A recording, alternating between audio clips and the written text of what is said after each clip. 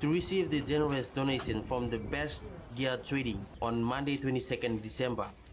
While the managing director, Sir Thomas Yan, was away in China, the senior management team from the Best Gear were there to deliver the gift, as it is their tradition. I'm honored to be here today with my colleagues, Mr. Charles, TVWAN, and Best Gear team, and all of the media, newspaper. Thank you for supporting Best Gear Trading Family Rights all the time, especially in this Christmas donation. Christmas reminds us,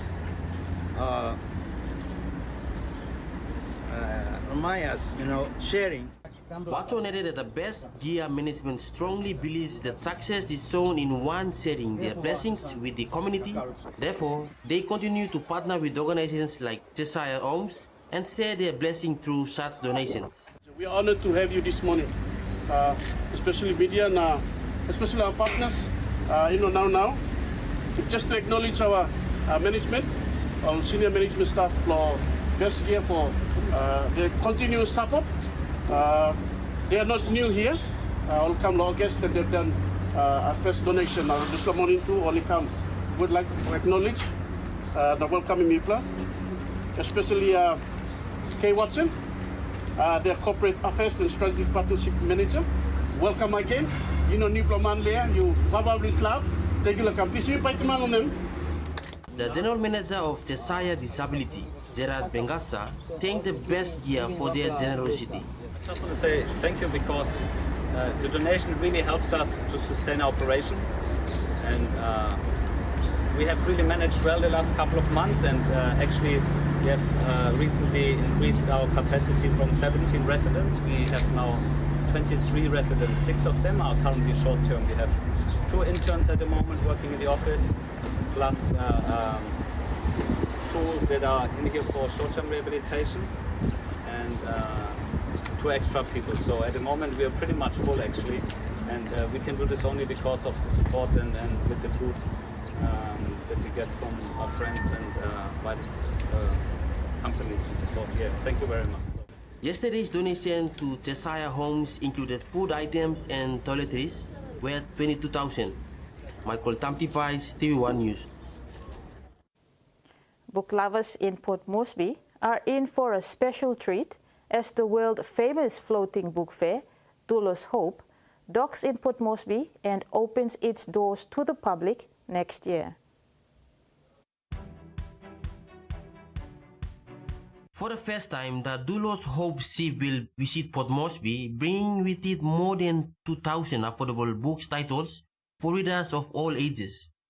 The floating book fair will be open at the Old Wharf from 6 February to 3 March 2026. Many Papua New Guineans may remember the visit of the MV Dulos in 2008. Now its sister ship returns with a wider range of books, including children's stories, academic texts, dictionaries, atlas, and books on science, medicine, arts, language, cooking, sports, and faith. The organizers say the book fair is designed for families, students, and communities, encouraging reading and learning in an enjoyable setting. The opening hours will be Tuesday to Saturday from 10 a.m. to 5:30 p.m. and Sunday from 1 p.m. to 7 p.m., with Mondays closed. On opening day, 6 February, the ship will open from 1 p.m. Entry is Tikina, cash only. Children under 12 and seniors over 65 enter free but must still book tickets. More information about ticketing and booking will be made available on social media, and visitors are encouraged to follow Dulos Hope PNG to learn more. Michael Tamtipais, TV1 News. Jason Peter, the member for Huon Gulf and Minister for Community Development, Youth and Religion, convened a consultative meeting with a diverse group of residents from the Huon Gulf district. The session brought together men, women and youth representatives from Wampar Urban and West Taraka to discuss the future of local civic engagement. The primary objective of the dialogue was the formal establishment and reopening of youth associations in West Taraka.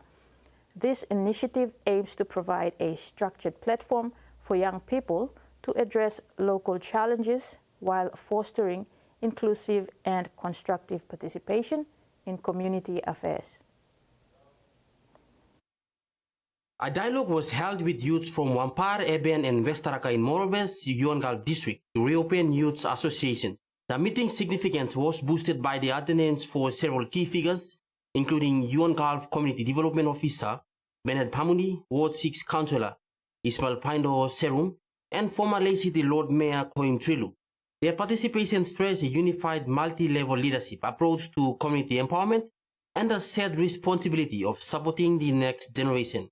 Jason Peter, member for UN Gulf and Minister for Community Development, Youth and Religion, convened a consultative meeting. During the meeting, he emphasized his dedication to youth-led development. He noted that active youth organizations are essential for cultivating leadership skills, promoting peace building, and instilling a sense of social responsibility. So as thinking lo today, mila kini bung na iblo kada talking thinking lo yubla, yumi kini samla view. Blau bro, you can scale him na look out the community bro you. They now I must have me also government when them road bami kamin lo albim. Nasana wante you bla. Example I must suppose one bla little road mi find na money na mi carry mi kam. I must come stop in solo this association. And this association when the executive sit down na work boom na you mi scale him this money ba go lo when them up. You help him all youths bro you mi lo tambo kam lo middle go lo anta na go lo anta bogota lo kunai. He explained that these engagements are designed to help young citizens organize effectively, take charge of their own future, and collaborate with government stakeholders to create safer neighborhoods. The gathering concluded with a unanimous agreement to reactivate the West Taraka Youth Association. Moving forward, leaders and community members committed to strengthening the partnership between government agencies and local youth groups to ensure long-term stability and growth throughout the Yuangal district. Michael Tamtipais, TVWAN News. Prime Minister James Marape says 2026 will mark a major transition year for Papua New Guinea, with the government moving to use artificial intelligence and information and communications technology as core tools to strengthen governance, transparency, and efficiency across the public service. The Prime Minister said the government will begin positioning AI as the engine room of government decision-making, supporting critical functions such as public service recruitment and selections, contract awards, project proposal assessments, policy development, and the overall performance of government systems. He added that AI and ICT would be used to support merit-based decision-making, reduce human bias, and help eliminate long-standing governance challenges. 60 young Papua New Guinean leaders across the country were given certificates of participation for attending the 5th edition of National Youth Mock Parliament in Port Moresby between 15th and 19th December 2025. The Mock Youth Parliament offered them invaluable experience in parliamentary processes, debate key issues, and develop solutions for a better future. 60 young Papua New Guinean leaders had a great opportunity over the course of a week, gaining invaluable experience in parliamentary processes, debate key issues, and develop solutions for a better future. They each received a certificate for attending the 5th edition of National Youth Mock Parliament in Port Moresby between 15th and 19th December 2025. The annual program is run by the United Nations Population Fund under Youth Empowerment. The week-long program commenced in 2021 in an effort to empower youths to voice their concerns, understand democratic process, and become future leaders. Alumni members of the Mock Youth Parliament, UNFPA, and other key stakeholders witnessed the certification ceremony for the 5th cohort. Gerard Ivan Laura, an alumni to the Youth Mock Parliament, encouraged the young 60 leaders to tell their own stories and become a mouthpiece for their own people. He elaborated the importance of writing to trigger change and inspire the next generation. All participants flew back to their own provinces with plans to implement what had been taught. Michael Tamtipais, TVWAN News. Wewak Airport in East Sepik Province will soon get an extended runway, asphalt surfacing, and a modern terminal building. The upgrade, valued at approximately 72 million kina, is anticipated to commence at the first quarter of 2026. A contract was signed this morning between the National Airports Corporation and China Railway Construction Engineering Group Company and China Overseas Engineering Group Company Limited joint venture.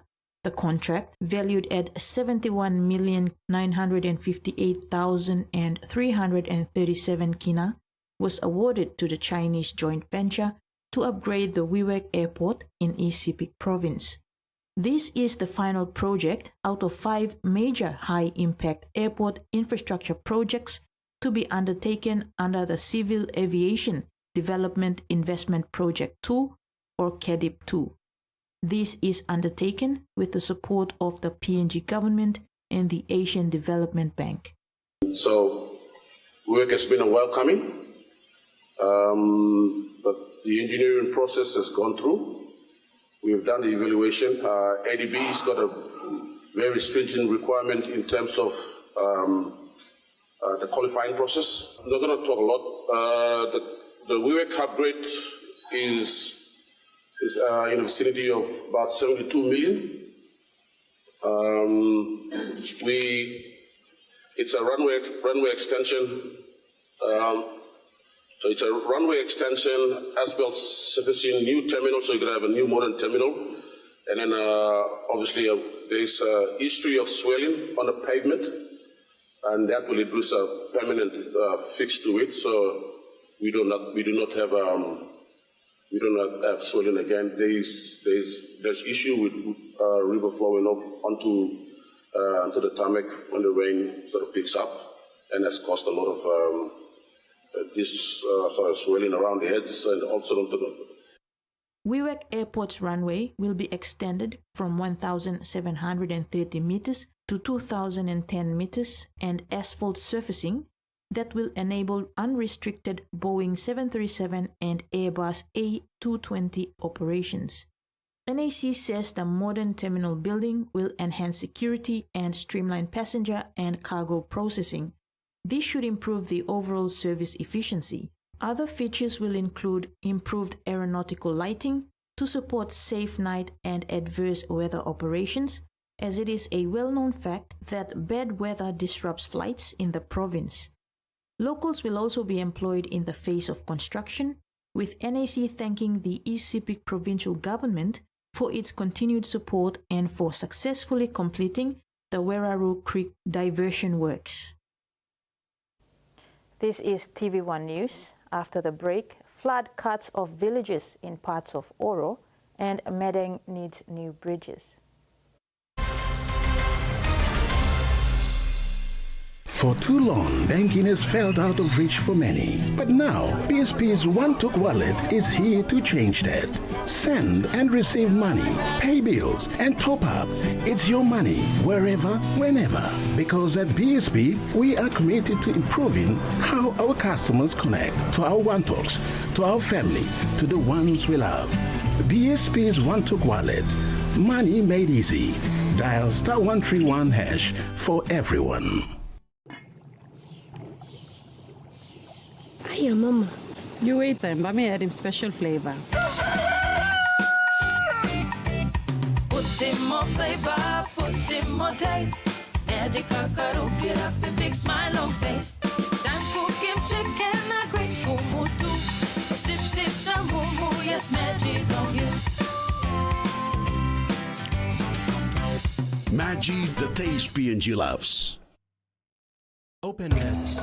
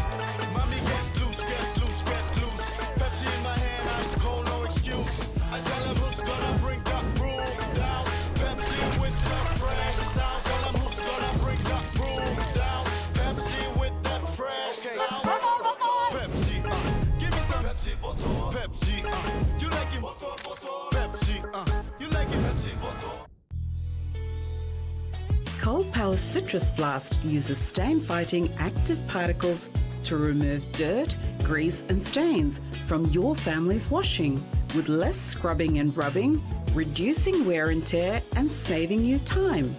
Cold Power Citrus Blast has an amazing citrus fragrance that gives that extra freshness that will last all day long.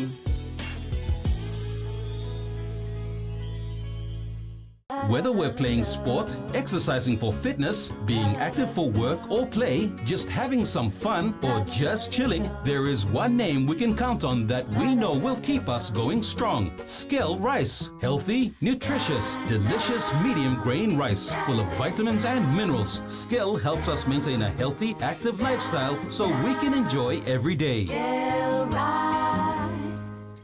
Skell Life. The NBA is happening on Boxing Day. 5 games, 1 unforgettable lineup. That's what Christmas is all about. Buckets for breakfast, breakaways for dessert. It's the holiday tradition with star power from across the globe. The stars, they are going to be out. The best gift, you don't even have to unwrap it. And we want to say Merry Christmas and Happy New Year! NBA Boxing Day on ESPN.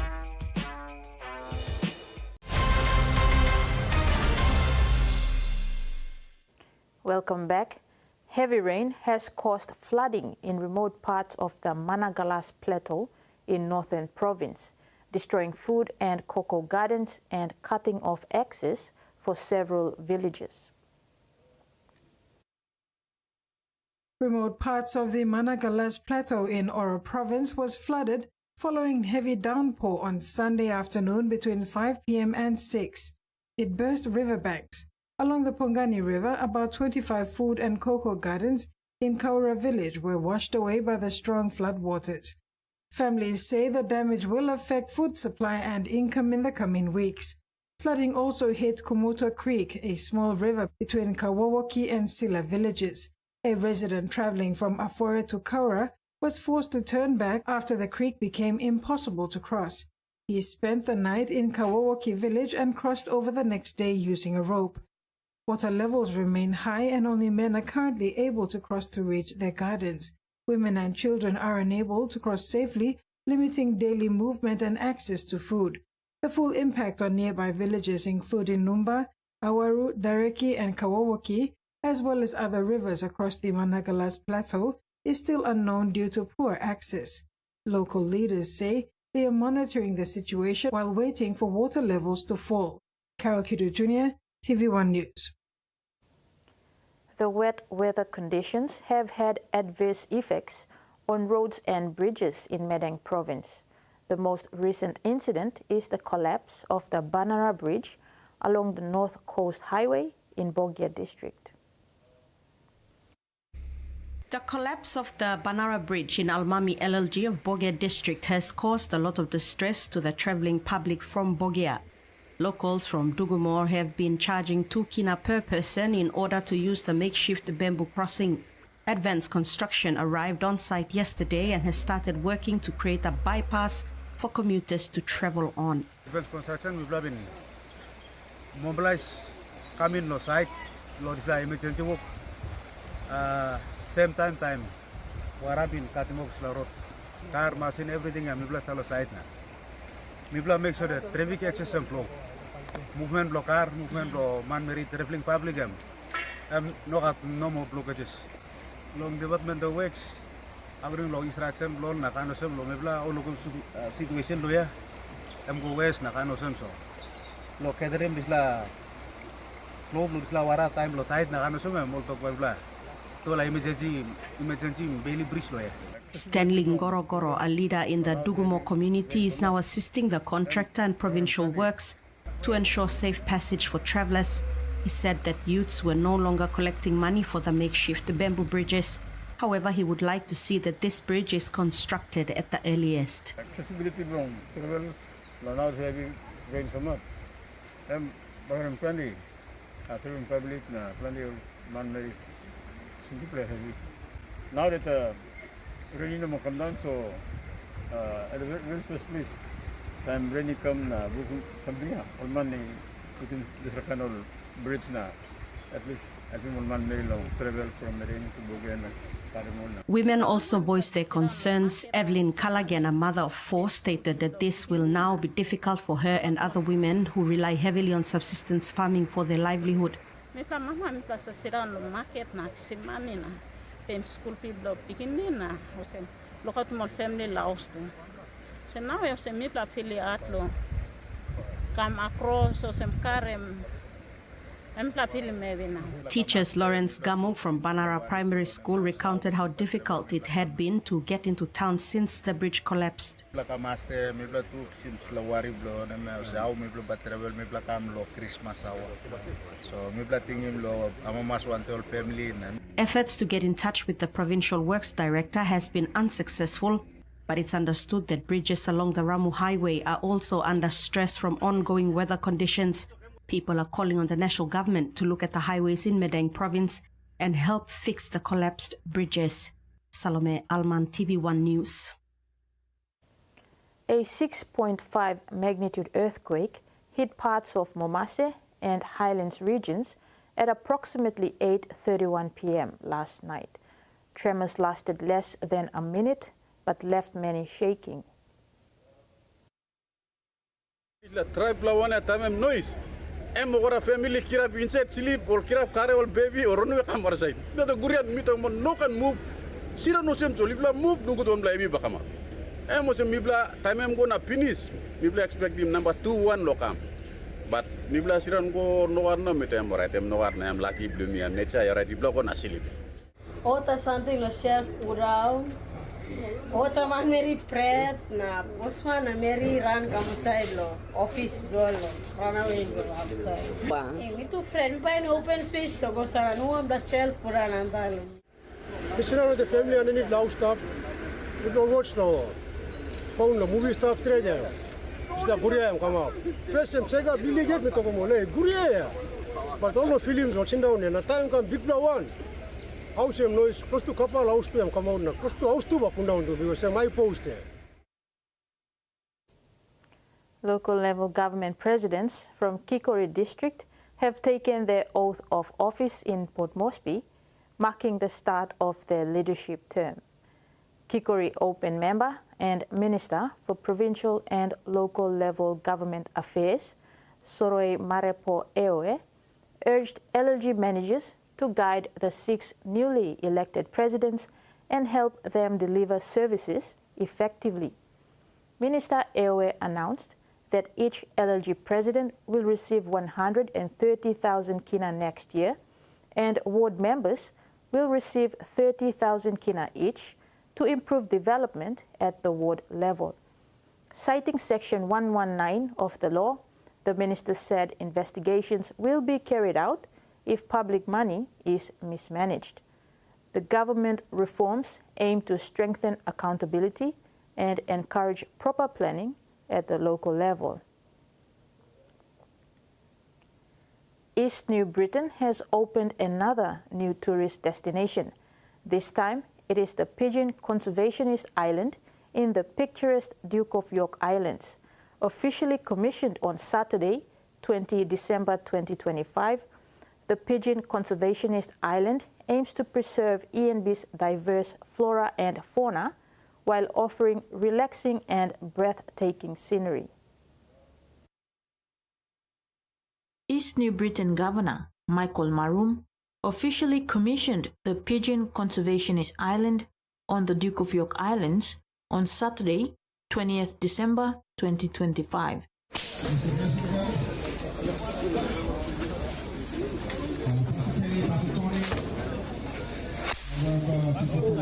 A ceremony was hosted to mark this significant milestone in the province's tourism sector.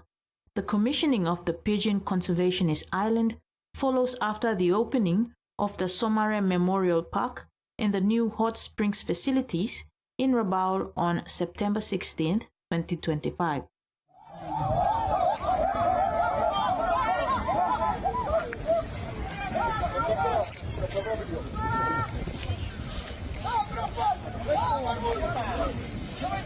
To bring his vision to reality, Governor Maroom engaged close to 60 unemployed youths to complete the Pigeon Conservationist Island project within 8 weeks. Governor Maroom expects the island to become a key highlight of East New Britain's tourism landscape, providing visitors with a distinctive experience while strengthening the local economy. The project also creates new opportunities for the local communities of the Duke of York Islands and promotes East New Britain's natural beauty and cultural heritage. The governor intends to make tourism a key driver of growth and community development in the province. And now, a look at the finance news. The kina closed unchanged at $0.2352 in the interbank market. At Bank South Pacific, our kina was buying $0.2277, $0.3391 Australian dollars, $0.1855 euro, and 35.48 Japanese yen. Looking at commodity prices at New York close, all closed higher except palm oil, which closed the day unchanged. And on the stock market, the Dow Jones closed higher, the ASX closed higher, and all ordinaries closed higher as well. You're watching TV1 News. We'll have stories making headlines in the region after the break.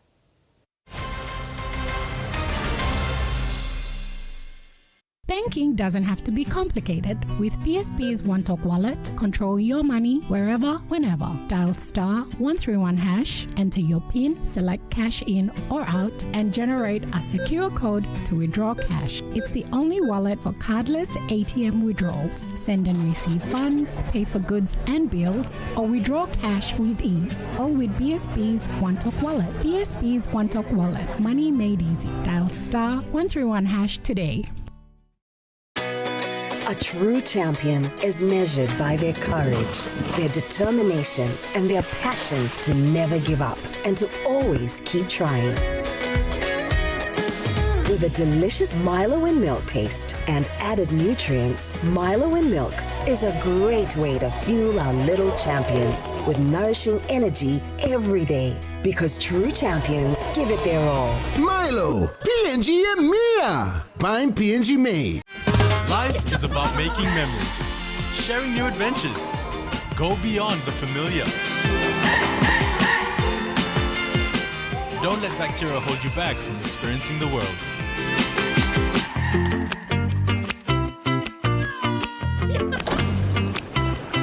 Protex uses natural antibacterial protection with flaxseed oil and eliminates 99.9% of bacteria.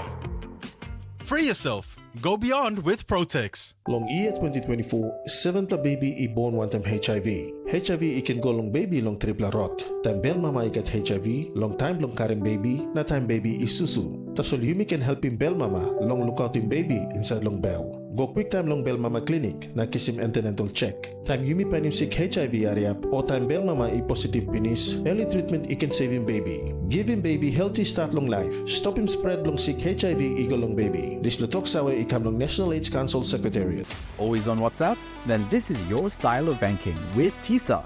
Check your account balance or even chat with a TISA bank agent. Get started today by following these simple steps. 1. Save TISA Bank's official WhatsApp number in your phone. 2. Open WhatsApp and send a simple hi. 3. Follow the menu to start banking. It's that easy. TISA Bank. Banking on change. Okay. Yep. Hi. Yes. Can I get a loan for my PNV contract? You need to fill out these forms, these ones, and then you can get back to me. Okay? Hello? Hello? Anyone? Hi, I'm Kenny. Can I get a loan here? Not here. Not right now. Hi, I'm Kenny. Can I get a loan here? Of course, Kenny. I'll take down your details. I'll help with the credit check. Thank you. And I'll help with the business plan. 1 car Kenny, 20 car Kenny, 1,000 car Kenny. FinCorp, Fast forward your finance from zero to hero.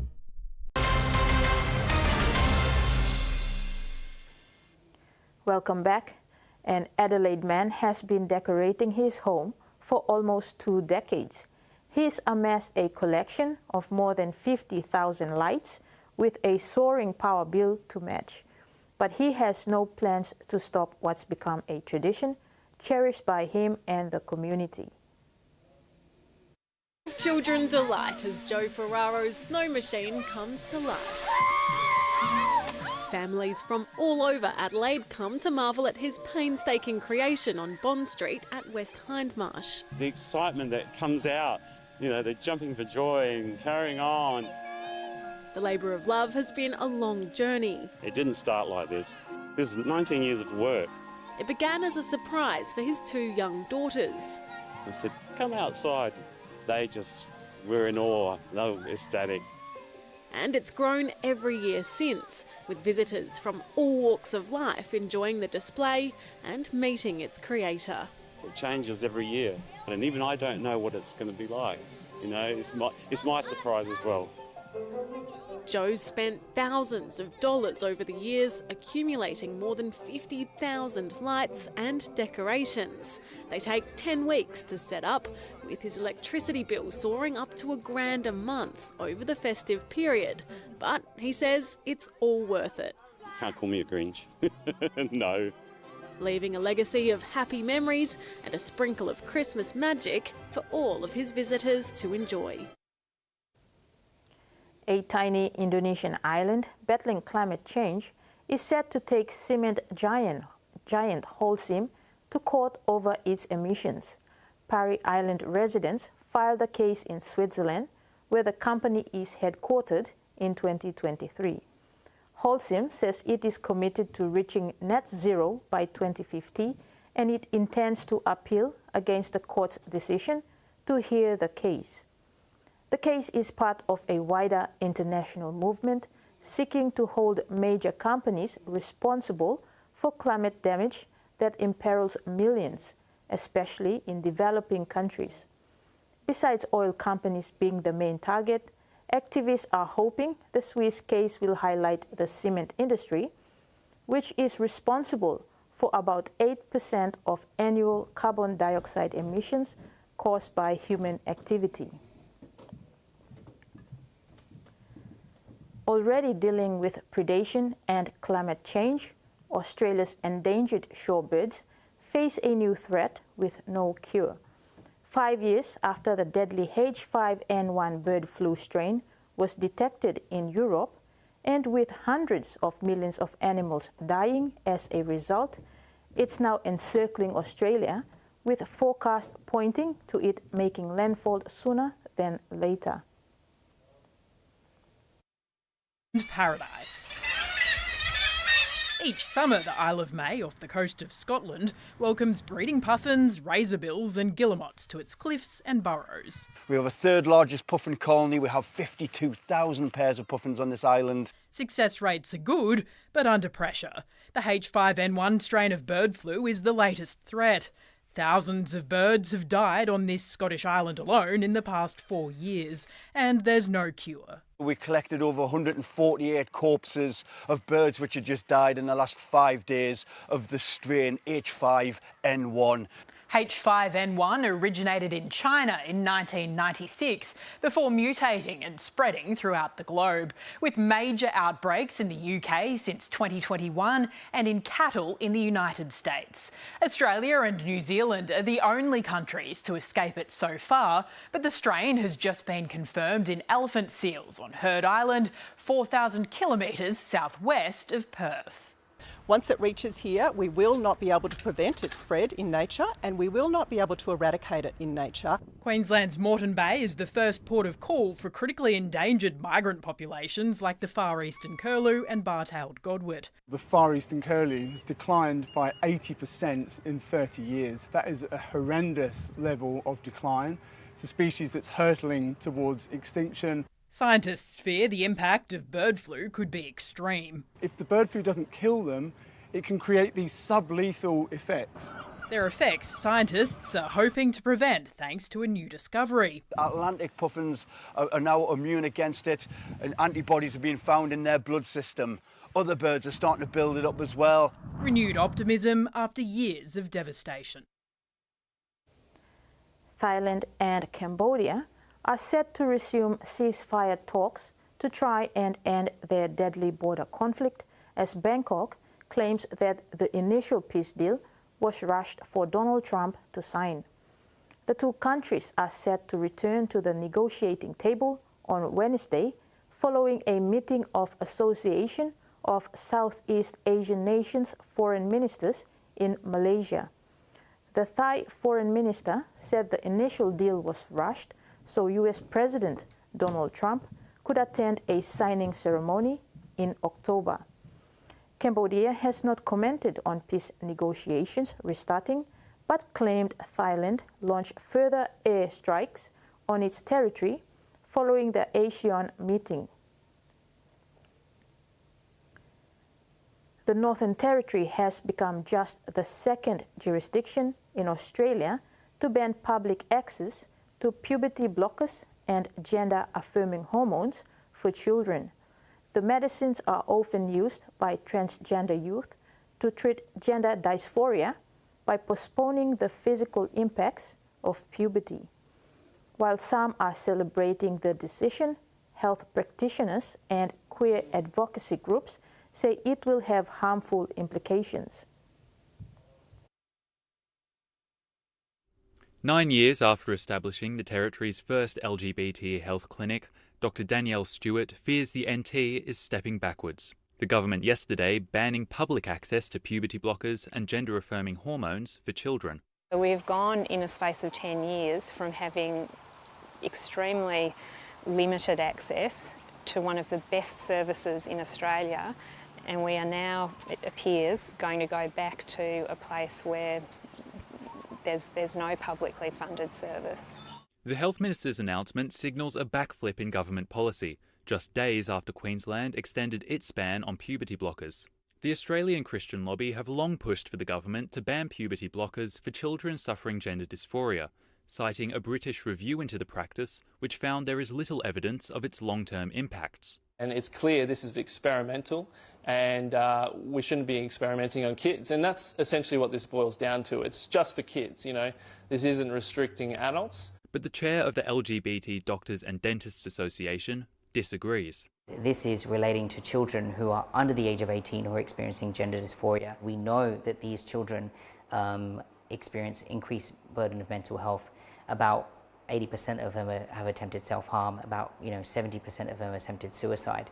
And a lot of these children wouldn't be here today without these gender-affirming services. He says the drugs have so far proven to be positive. They don't come without risk, but no drug comes without risk.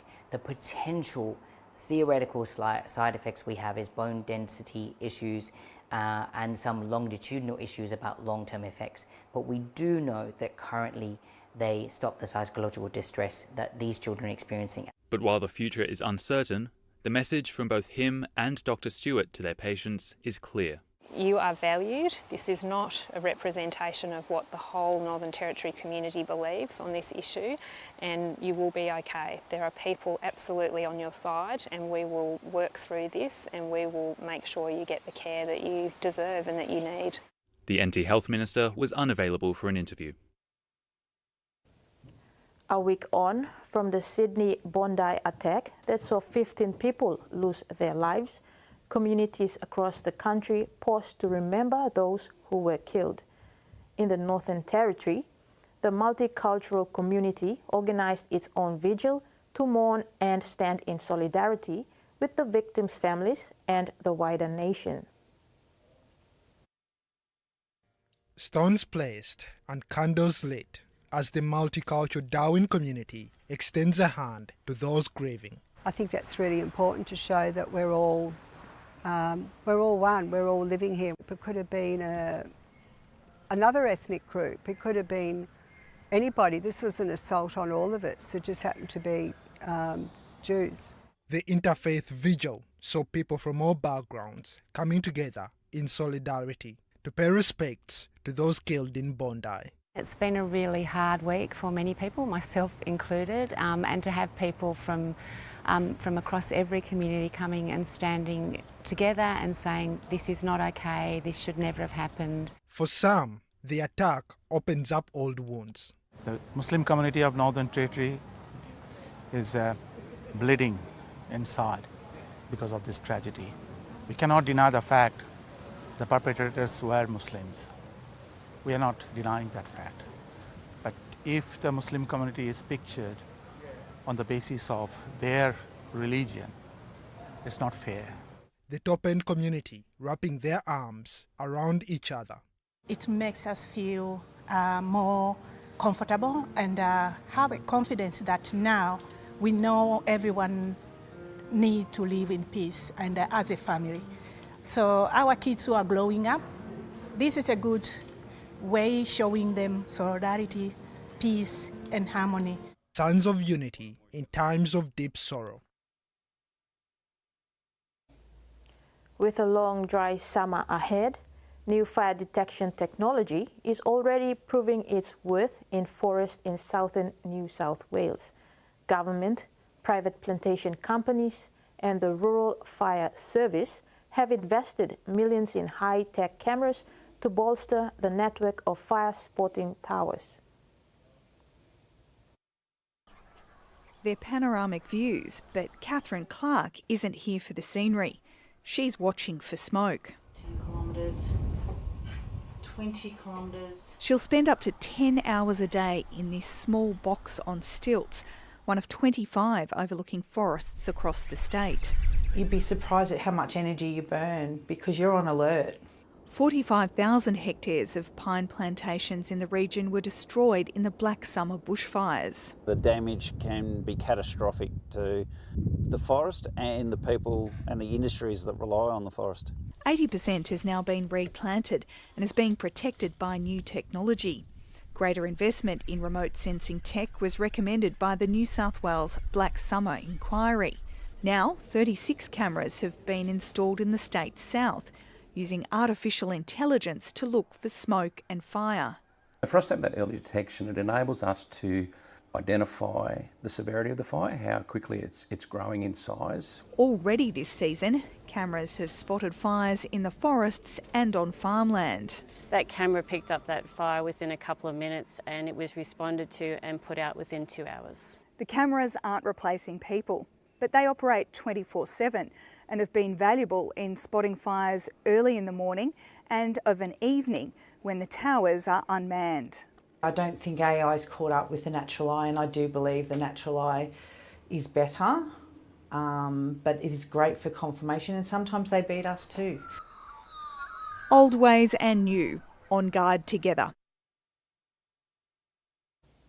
And that ends the news segment. Sports is next. Stay tuned.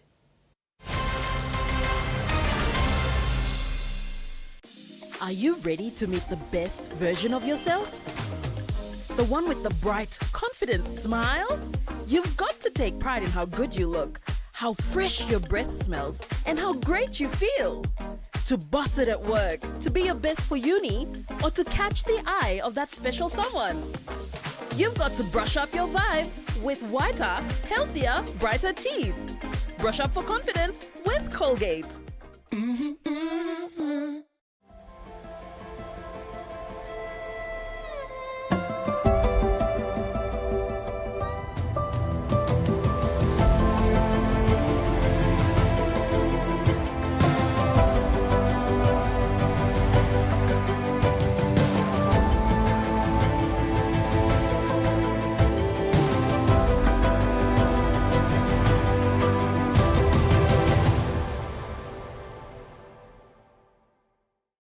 For tasty and a delicious meal choice for your enjoyment, Prima is the name you can trust. For guaranteed meal satisfaction during special occasions or that daily meal, Prima is the name you can trust. Yes, it is. Safe to eat, quality assured, and undoubtedly satisfying. Available at your nearest wholesales or supermarket stores. Prima always tastes great. Merry Christmas from the Pacifica Victoria Choir. Watch us perform on ABC Australia's TV special A Pacific Christmas on TVWAN Pacific. Marami singini sudu. Mere kerihimete. Manuia le Kirismasi. Mele klikimaka. Feliz Navidad!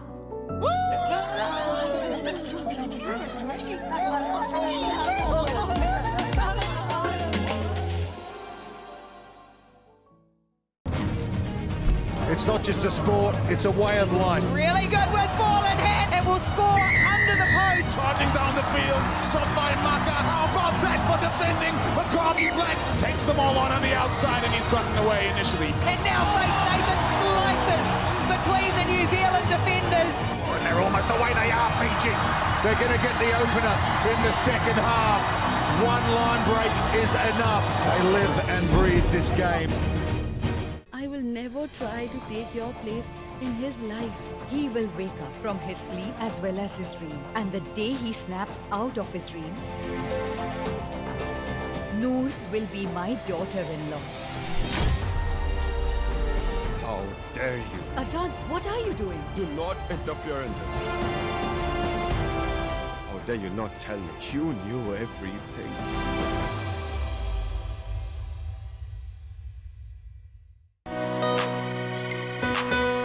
This is Gospel Africa. You will always win. You will always win. You never lost the battle. You never lost a battle. You will always win. You will always win. You never lost the battle. You never lost the battle. You will always win. You will always win. You never lost the battle. You never lost the battle.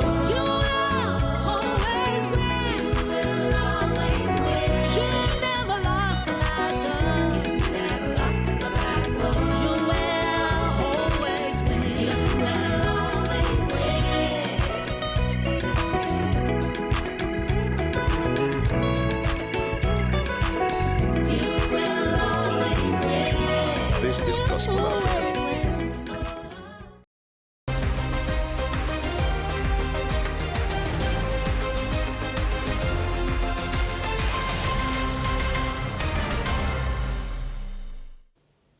Welcome back. 88 cyclists from the Murawi Cycling Club have completed a tough 9-day peace ride from Morobe Province to Central Province, promoting unity and positive change through sport. 88 cyclists of the Murawi Cycling Club began their journey on December 12th from Munum village in Leh and arrived in Berena town on December 21st as part of their nationwide Pedal for Peace campaign. The initiative aims to spread messages of peace, law and order, health awareness, environmental protection, and national unity. On arrival, the cyclists were warmly welcomed and hosted at the official residence of the Minister for Energy and Member for Kairuku, Peter Isoaimo. After learning about the purpose of the ride, the minister pledged 10,000 kina to support the group's fundraising efforts. Cyclists say the journey was physically demanding but rewarding, with strong community support received along the way. The Murawi Cycling Club hopes the peace ride will inspire young people and communities to work together and use sport as a tool for unity and development across PNG. Carol Kidu Jr., TV1 Sports.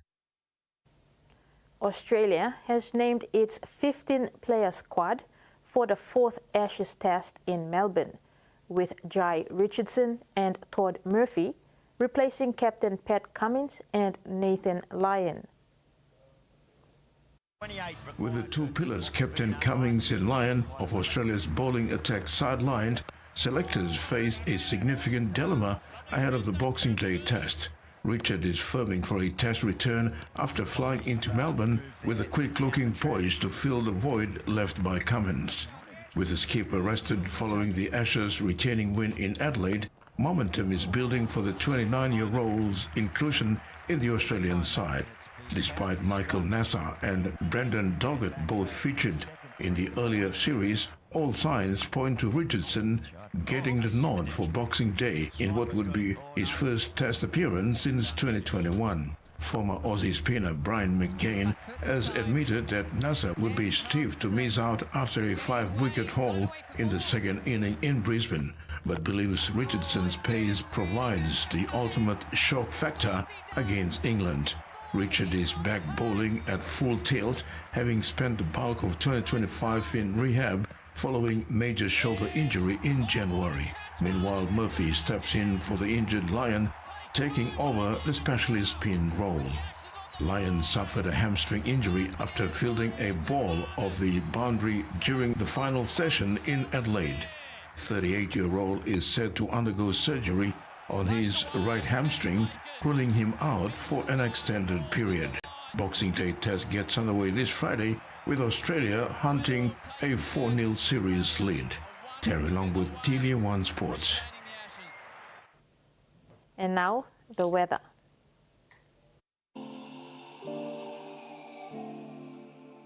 In southern Port Moresby, partly cloudy with possible few showers. Alutau, partly cloudy with few showers. In Momase, Lae, cloudy with rain showers and possible thunderstorms. Wewak, partly cloudy with some showers.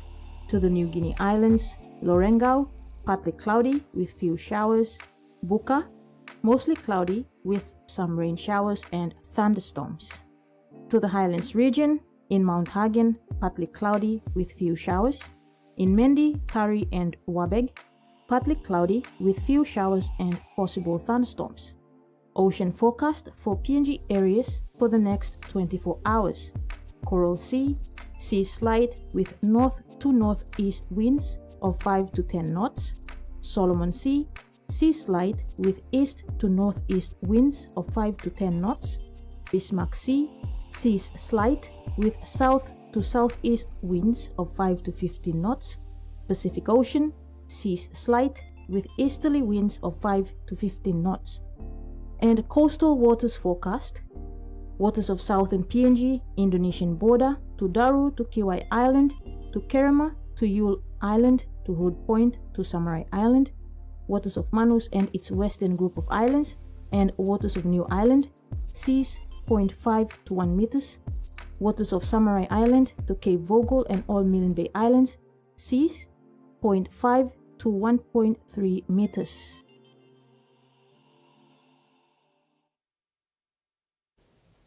And that ends another edition of TV1 News. Pleasant viewing. Good night.